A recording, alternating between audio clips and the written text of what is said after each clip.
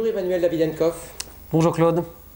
Dans ta conférence aux Journées du e-learning 2014, tu reprends d'une certaine façon, en évoquant le pilote d'avion, le médecin, l'avocat, l'enseignant, les propos tenus ici par Bernard Stiegler qui prédit, avec l'automatisation et cette deuxième vague de l'informatisation qui conduit aux robots et à l'Internet des objets, la disparition, ou au moins le changement des métiers dans les années qui viennent.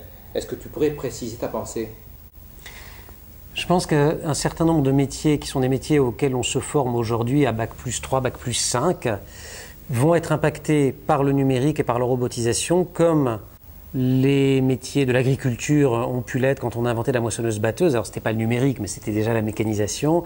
Ou comme les métiers d'ouvriers ou de techniciens ont pu être impactés quand on a mis des robots et automatisé les choses dans des usines. À savoir, la machine, à partir du moment où on arrive à lui apprendre à reproduire un certain nombre de gestes, que ce soit des gestes physiques ou des gestes intellectuels, en l'occurrence des raisonnements, des enchaînements de raisonnements, des enchaînements logiques.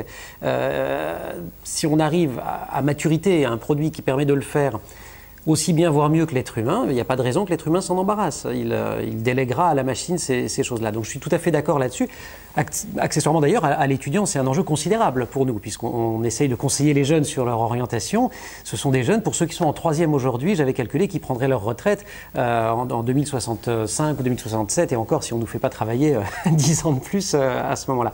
Donc il y a un enjeu absolument considérable aujourd'hui dans la façon dont on les forme, qui, à mon avis, doit amener et doit nous inviter à mettre l'accent sur ce qu'il y a de proprement et d'irréductiblement humain dans un certain nombre d'activités humaines, justement. Et donc, ce qui ne sera, en tout cas, à horizon envisageable et conceptualisable aujourd'hui, ce qui ne sera pas, en tout cas, dans l'immédiat, attaqué par la mécanisation, l'automatisation et le numérique. On peut prendre quelques exemples, hein, c'est extrêmement simple.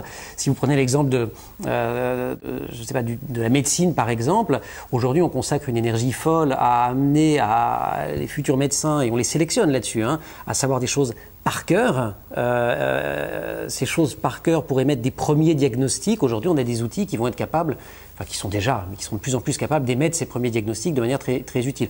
Par contre, on ne sélectionne pas les futurs médecins, en tout cas en première année, sur leur capacité à annoncer une bonne ou une mauvaise nouvelle, je ne sais pas, une future maman pour ce qui est des bonnes nouvelles ou des mauvaises nouvelles à quelqu'un qui est malade. Et ça n'est pas moins important dans la stratégie thérapeutique qui sera mise en place par la suite. Aujourd'hui, si je garde toujours l'exemple de la médecine, on voit se développer de manière exponentielle tout ce qui a trait à la médecine prédictive. On sait que de plus en plus, on va être amené à soigner, à opérer des corps sains, parce que la génétique va nous expliquer qu'il y a une probabilité de X% que la maladie se déclare. Ça pose des enjeux éthiques considérables, ça pose des enjeux de la relation aux patients qui sont considérables. Aujourd'hui, on accepte volontiers. On n'a pas le choix. Je veux dire, quand on est abîmé, le corps est abîmé, on va vous opérer, merci, opérez-moi. Quand le corps est sain et qu'on vous demande de réfléchir sur un pourcentage de risque, c'est un changement considérable et les médecins vont devoir s'emparer de cela. Voilà. Donc ce que je veux dire, c'est que dans toutes les activités humaines, je pourrais prendre de multiples exemples, il y a une part irréductiblement humaine. Donc je ne conteste pas du tout qu'il faille continuer pour les futurs médecins à connaître par cœur un certain nombre de choses fondamentales sur le fonctionnement du corps humain, mais peut-être que dans la balance, dans la hiérarchie des savoirs et des compétences à acquérir, les choses vont être profondément bouleversées. Bon, en fait, ce qui nous intéresse, nous, à Educavox, c'est un petit peu ce qui va se passer dans les salles de classe. Comment tu imagines, dans ces conditions, le métier du futur enseignant, de l'enseignant de demain ? D'abord, je pense que des enseignants, on en aura besoin plus que jamais dans les salles de classe et pour s'occuper des élèves et pour s'occuper des étudiants. Il y a une partie du travail de l'enseignant qui d'ores et déjà pourrait être parfaitement automatisée. Si vous prenez je vais prendre des exemples extrêmement simples, hein. Le temps que consacrent des enseignants du premier degré aujourd'hui à corriger des exercices à trous, des choses comme ça, mon Dieu, mais une machine le fait tellement mieux et il serait tellement meilleur que le professeur des écoles se consacre et utilise ces heures-là à penser à la séquence du lendemain, ou voire à lire un livre ou aller au cinéma, parce qu'il est tout aussi essentiel qu'ils se cultivent et qu'ils prennent le temps de rester ouverts au monde. Si on prend un certain nombre de disciplines dans le second degré pour lesquelles on passe beaucoup de temps, beaucoup d'énergie à inciter, à inviter les élèves à apprendre par cœur, on est là encore dans l'ordre de savoir-faire, au fond, plus que de savoir, en tout cas de connaissances qui sont standardisables, reproductibles. Pareil, la machine peut à la fois contribuer à les transmettre, contribuer à les corriger, contribuer à évaluer et surtout donner des outils de pilotage merveilleux aux enseignants. Donc si vous voulez, tout ce qui est standardisable, à mon avis, pourrait être en partie délégué à la machine. Reste qu'il y a beaucoup de choses qui ne sont pas standardisables, à commencer par la relation, quelque chose d'absolument fondamental, mais évidemment l'accompagnement des élèves, la capacité à les guider dans cet océan de savoir, parce que je veux dire, trop de savoir tue le savoir, hein, on le sait bien, donc Internet est un piège terrible de ce point de vue-là, et puis la capacité à porter le projet de société de l'école. Est-ce qu'on veut une société où avec des gens qui font groupe, qui font société, auquel cas ça s'organise avec des êtres humains, ou est-ce qu'on veut une société de la compétition, de la concurrence? Donc je pense que le métier va évoluer et qu'il va se faire aider de plus en plus par des données que les enseignants pourront recueillir sur la façon dont les élèves apprennent. Et les enseignants vont recueillir ce genre de données et ça va les aider considérablement à individualiser leur enseignement, j'allais dire dans des proportions qui ne sont pas imaginables aujourd'hui, enfin qui relèveraient quasiment du tête-à-tête et du préceptorat. Et encore, on ne rentre pas dans le cerveau des gens, même en tête-à-tête. Donc, si vous voulez, à la fois dans l'exercice quotidien, dans la technicité du métier, je pense que les choses vont évoluer, et dans le fait que de plus en plus, on aura les outils, et j'espère la volonté politique de mettre l'élève et la transmission et l'apprentissage au cœur des préoccupations. On évoque souvent que des chercheurs de la Silicon Valley ne choisissent pas de mettre leurs enfants dans des écoles avec des écrans. Et quand on sait qu'effectivement les enfants passent au moins autant d'heures devant les écrans qu'ils passent de temps dans l'école, on peut quand même se questionner. Pourquoi font-ils cela? Tu as une explication? D'abord, cette information sur les cadres de la Silicon Valley qui mettent leurs enfants dans une école sans écran, elle est venue d'un article du New York Times que j'ai retrouvé, c'est pas très compliqué, il suffit d'aller sur Google, et ensuite j'ai envoyé une journaliste pour faire un reportage sur cette école. C'est une école Waldorf-Steiner, c'est-à-dire que c'est une pédagogie très très particulière, née au début du XXe siècle, inventée par Rudolf Steiner, entièrement tournée vers la créativité. Les élèves, quand ils terminent leur scolarité, doivent réaliser un chef-d'œuvre, quelle que soit la nature de ce chef-d'œuvre. Ça peut être de construire un objet, ça peut être d'écrire un roman, ça peut être de jouer un morceau de musique.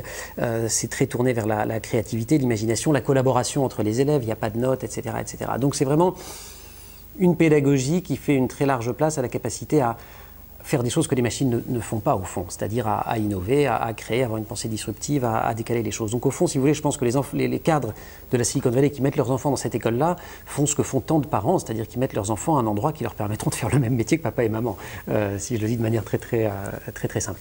Les enjeux majeurs pour moi de la mutation numérique, en partie peuvent tout à fait se passer d'écran. Je veux dire, la créativité, vous pouvez devenir créatif sans les écrans. La collaboration, vous pouvez collaborer sans les écrans. Il y a des tas d'écoles qui ont déjà mis en place des processus qui ressortent à ce qu'on appelle le design thinking avant qu'il y ait des écrans. Je veux dire, les ateliers, l'école de design du ministère de la Culture a dans son concours d'entrée depuis le début, depuis plus de 20 ans, une épreuve avec des Legos d'ailleurs, où les candidats doivent ensemble réussir à fabriquer quelque chose, voilà, avec des Legos, donc on n'est pas dans le numérique.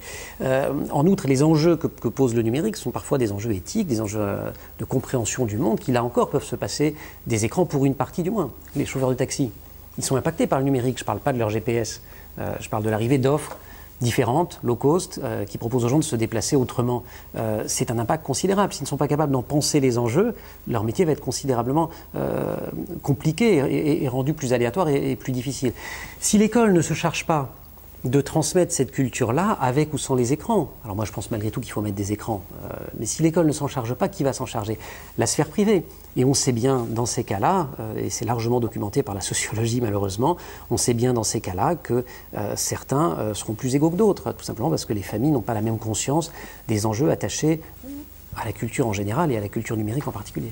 Est-ce pour cela que la prochaine enquête PISA va s'intéresser plus particulièrement à l'évaluation de l'apprentissage de la créativité dans les écoles des pays de l'OCDE? Je l'ignorais, vous me l'apprenez, je n'avais pas fait attention à cette évolution de PISA. Je leur souhaite bien du courage pour évaluer la créativité, mais j'imagine que ce sera peut-être sur base de déclaratifs.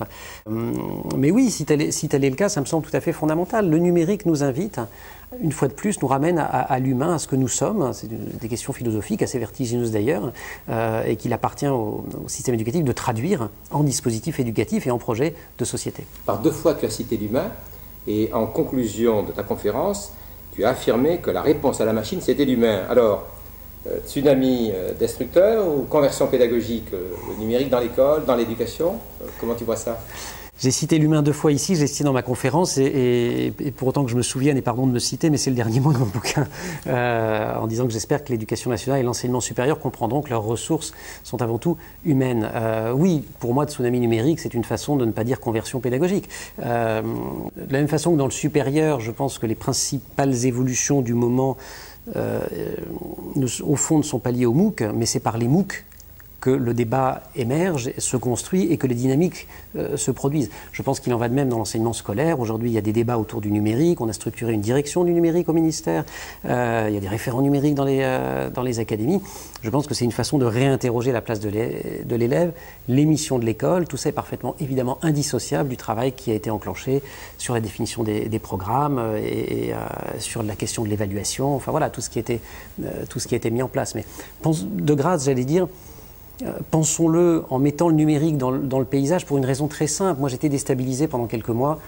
Quand je parlais du numérique, on me disait « oui, mais prouvez-nous que ça marche mieux, qu'on apprend mieux avec ». Bon, j'étais bien en peine de le prouver puisque les études nationales ou internationales ne tranchent pas sur ce plan-là. Il y en a qui vous disent « oui, ça marche mieux », d'autres qui disent « non, ça marche pas mieux ». En plus, on manque de recul.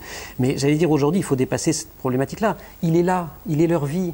Les enfants dès 3, 4, 5 ans commencent déjà à manipuler, et parfois avant malheureusement, mais enfin bref, commencent à manipuler des tablettes, des iPhones. C'est leur vie. Si ce qui est leur vie, ce qui va être constitutif de leur vie à la fois sociale et professionnelle n'est pas dans l'école, j'allais dire à quoi sert l'école, du moins en tant qu'institution républicaine qui prétend donner des choses à tout le monde. Sinon pour trier ça sert toujours.